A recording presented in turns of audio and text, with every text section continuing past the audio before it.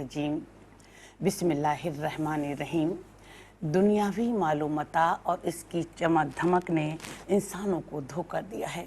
वो आखिरत को भूल गया है और दुनियावी ज़िंदगी को दायमी ज़िंदगी समझता है। कुरान पाक में अल्लाह ताला इरशाद फरमाता है कि रूए ज़मीन पर जो कुछ मौजूद है, हमने इसे तुम्हारे लिए ज़मीन पर ज़ीनत बना दिया है ताकि वो समझे कि तुम में से अच्छा अमल करने वाला कौन है। कुरान पाक में अल्लाह ताला इरशाद फरमाता है कि ज़्यादा की चाहत ने तुम्हें गाफिल कर दिया है। कुरान पाक में अल्लाह ताला इरशाद फरमाता है कि जिसने अपने नफ्स को लालच से बचा लिया वही कामयाब हुआ। कुरान पाक में अल्लाह ताला इरशाद फरमाता है कि नियतों में हिरिस तो होती है, लेकिन तुम हुस्न सुलूक करो, तक़वा इख्तियार करो और जान लो कि जो कुछ तुम करते हो अल्लाह इससे पूरी तरह बाखबर है।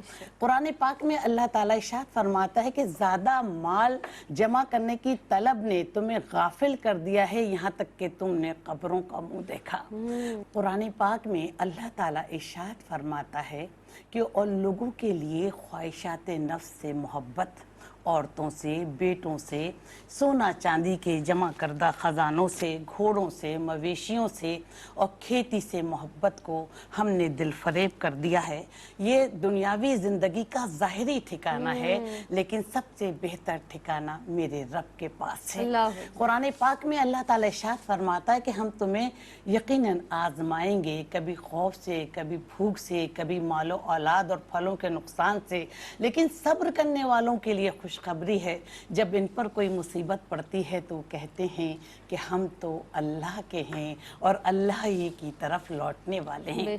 कुरान पाक में अल्लाह ताला इरशाद फरमाता है कि जान रखो दुनिया की ज़िंदगी तो महज खेल तमाशा और जीनत है। तुम्हारे आपस में फ़क्र और मालो दौलत की एक दूसरे से ज़्यादा तलब की।